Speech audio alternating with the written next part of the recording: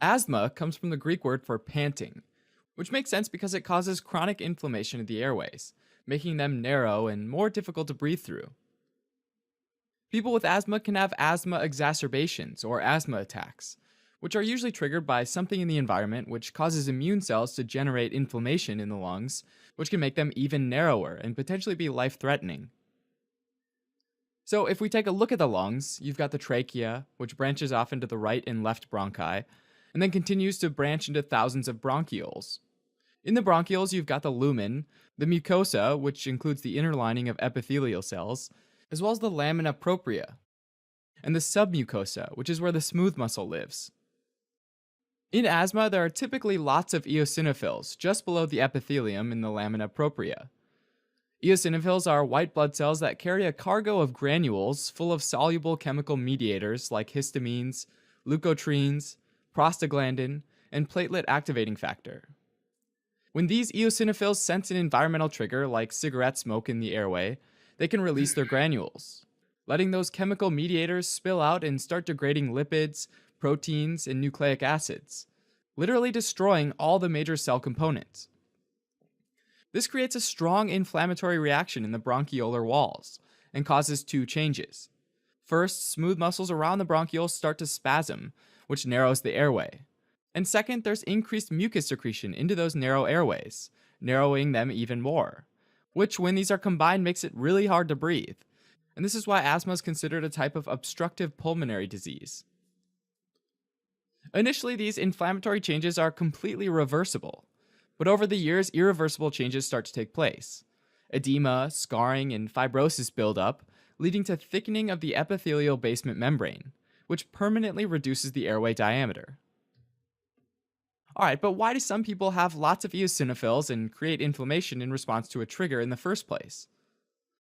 Well, type 2 helper T cells, or Th2 cells, which is an immune cell subtype, is known to be involved in asthma, as well as atopic dermatitis and allergic rhinitis, making up what's called the atopic triad. These Th2 cells release cytokines to communicate with other cells. One cytokine is interleukin 5, which is a small peptide that attracts and activates eosinophils.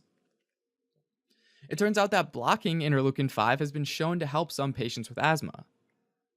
On the other hand, there are patients with asthma that have low levels of Th2 cells, but high levels of another class of immune cells, neutrophils.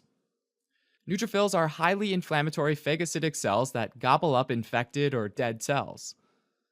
How neutrophils promote asthma, though, isn't known. But another interleukin, interleukin 8, which is released by neutrophils, seems to play a key role in the disease.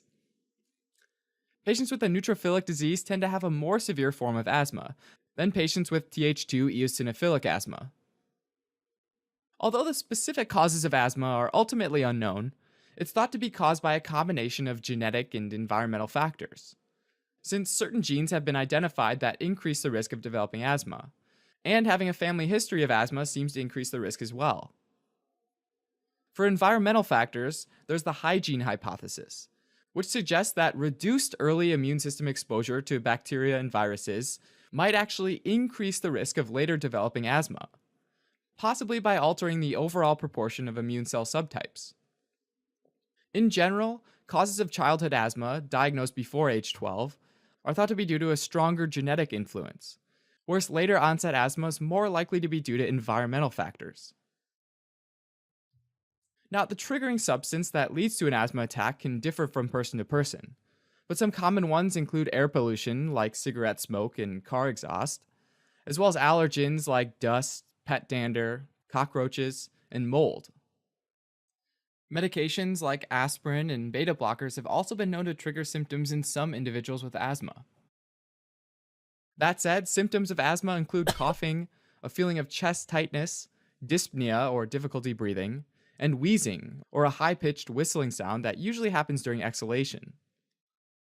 Occasionally in the sputum, there might be Kirschmann spirals, which are spiral-shaped mucus plugs or basically elongated mucus casts from the small bronchi of people with bronchial asthma. Mucus plugs can be particularly dangerous because they not only block exchange of air, but they also block inhaled medications from getting to the site of inflammation.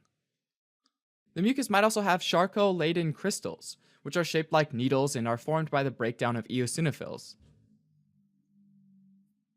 Now, asthma can be classified according to the frequency of symptoms, in particular nighttime and early morning symptoms, the FEV1 or forced expiratory volume in 1 second, the PEFR or peak expiratory flow rates, both of which measure the amount of obstruction in the airways, and finally how often a person is using asthma medication to help with the symptoms. From least to most severe, the types of asthma are intermittent asthma, mild persistent asthma, moderate persistent asthma, and finally severe persistent asthma. While there's no cure for asthma, there are treatments available that can help manage the symptoms and prevent the development of an asthma attack. First, people with asthma should avoid or minimize contact with triggering substances by vacuuming, removing carpets and rugs, and changing the environmental conditions, like for example drying out a room in the case of molds that grow well in moist areas. There are also a number of medications that can reduce the symptoms of asthma. Bronchodilators like short-acting beta-adrenoceptor agonists and anticholinergic medications are often administered through emergency inhalers.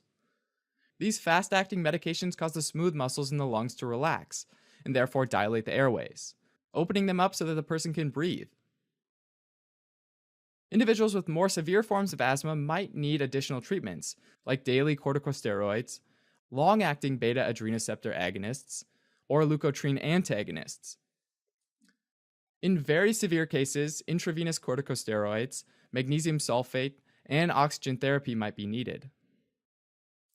Alright, as a quick recap, asthma is characterized by chronic inflammation in the lungs, as well as asthma exacerbations or attacks, where certain triggers start up more inflammation, which leads to smooth muscle spasms and mucus production, both of which make it hard to breathe.